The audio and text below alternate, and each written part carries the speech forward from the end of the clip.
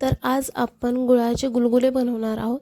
तर त्यासाठी सर्वात आधी मेजरिंग कपमध्ये 1 वाटी गूळ घेणार आहोत आणि त्याच वाटीने आपल्याला 1 वाटी दूध घ्यायचं आहे।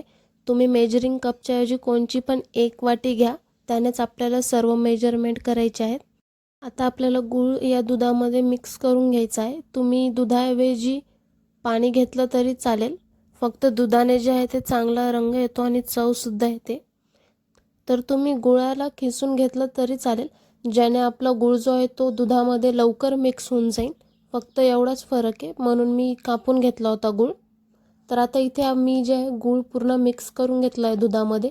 आता आपल्याला त्याच कपने 1 कप गव्हाचं पीठ घ्यायचं आहे आणि अर्धा वाटी रवा घ्यायचा आहे। मी इथे बारीक रवा वापरलेला आहे, तुम्ही जाड रवा वापरला तरी चालेल। आणि ह्याच्यात आपल्याला 1 छोटा चमचा विलायची पावडर घ्यायची आहे आणि गुळाचा पदार्थ बनवतोय तर त्यासाठी थोडंसं मीठ। आता आपण जे सर्व साहित्य टाकलेत हे सर्व आपल्याला दुधामध्ये छान मिक्स करून घ्यायचे आहेत। जर तुम्ही गव्हाचं पीठ न चाळलेलं घेत असाल तर आणखीनच चांगलं, कारण कोंड्यामध्ये जे आहे ते भरपूर फायबर्स असतात। तर तुम्ही यात सौंफ टाकले तरी चालेल आणि भरपूर जण यामध्ये तीळसुद्धा टाकतात, तर ते तीळसुद्धा टाकले तरी चालेल। आता ह्याला मी सर्व फेटून घेतलेलं आहे मिक्सचरला, ज्याने ह्याच्यात काही गाठी असतील तर त्या निघून जातील।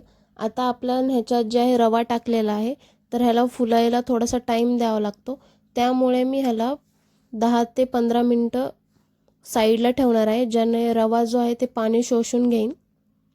तर इथे आता मला 10 ते 15 मिनटं झालेले आहेत। तर तुम्ही बघू शकतात आपलं पीठ जे आहे ते आधीपेक्षा थोडंसं घट्ट झालेलं आहे आणि रव्याने जे आहे ह्याच्यातलं पाणी ॲब्झॉर्ब करून घेतलेलं आहे आणि आपलं पीठ जे आहे ते आधीपेक्षा भरपूर घट्ट झालेलं आहे। मी तुम्हाला दाखवते सुद्धा, कारण आधीची कन्सिस्टन्सी जी आहे ती भरपूर पातळ होती। तर इथे आपल्याला 1 चमचा आता बेकिंग पावडर टाकायची आहे आणि त्यावरती थोडंसं पाणी टाकायचं आहे आणि या बेकिंग पावडरला आपल्याला मिक्स करून घ्यायचं आहे। तर भरपूर जण जे आहे ते इथं बेकिंग सोडा वापरतात, ज्याने आपल्या गुळगुळ्यांना खूप वास येतो नंतर तळल्यानंतर किंवा तोंडात टाकल्यानंतर, त्यामुळे आपण इथे बेकिंग पावडर वापरणार आहोत। तर ही सुद्धा आपल्याला आता मिक्स करून घेतलेली आहे छान। आता मी एकदा ह्याला हाताने फेटून घेते, ज्याने आपलं मिक्सचर जे आहे ते थोडंसं लाईट होईल। हे बघू शकतात आता आपल्याला ह्यांना तळून घ्यायचं आहे गुळगुळ्यांना। तर मी तेल इथे आधीच तापायला ठेवलं होतं। आता इथे आपल्याला 1-1 गुळगुळे टाकायचे आहेत, तुम्ही कोणत्याही आकाराचे टाकू शकता। तर इथे मी गोल गोल टाकत आहे 1-1। तर या गुलगुल्यांना आपल्याला गोल्डन ब्राऊन कलर येईपर्यंत तळायचं आहे। तर इथे गुलगुल्यांना बाहेरून कलर येतो ब्राऊन छान, पण आतून कच्चेच राहतात, त्यामुळे इथे आपल्याला कमी गॅसवरतीच आपले गुलगुले तळून घ्यायचे आहेत। तर बघू शकतात इथे आता कलर आलेला आहे, मी आलटी पलटी करून घेते गुलगुल्यांना, ज्याने ह्यांना सर्वीकडून छान एकसारखा कलर येईल। तर इथे भरपूर जण जे आहेत ते केळीचा वापरसुद्धा करतात गुलगुल्यांमध्ये, पण जेव्हा आपण केळी वापरतो तेव्हा गुलगुले जास्त दिवस टिकत नाहीत। जर तुम्हाला 1-2 दिवसात करून खाऊन घ्यायचे असतील तेव्हाच तुम्ही केळी टाका आणि जेव्हा तुम्ही केळी टाकत असाल गुलगुल्याच्या पिठामध्ये तेव्हा बेकिंग पावडर नका वापरू। तर इथे आता आपल्याला तळून घेतलेले गुलगुले काढून घ्यायचे आणि अशाच प्रकारे मी दुसरी बॅचसुद्धा टाकणार आहे गुलगुल्याची।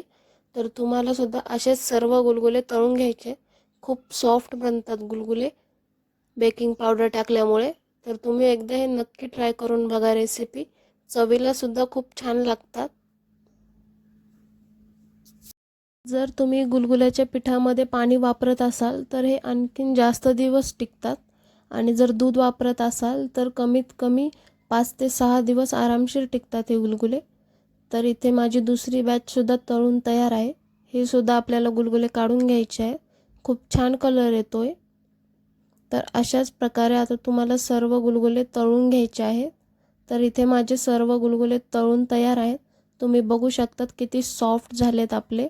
तर बेकिंग पावडर टाकल्यामुळे एकदम हलके फुलके तयार होतात। तुम्ही एकदा नक्की ट्राय करून बघा ही रेसिपी। मी तुम्हाला तोडून सुद्धा दाखवते की आतून सुद्धा खूप छान सॉफ्ट तयार झालेत आपले गुलगुले। मला दिसताच कळत असेल की आपले गुलगुले किती छान हलके फुलके तयार झाले आहेत आणि ही रेसिपी तुम्ही एकदा घरी नक्की ट्राय करून बघा। मुलांना तर आवडतीलच आणि तुम्हालासुद्धा हे गुलगुले खूप आवडतील.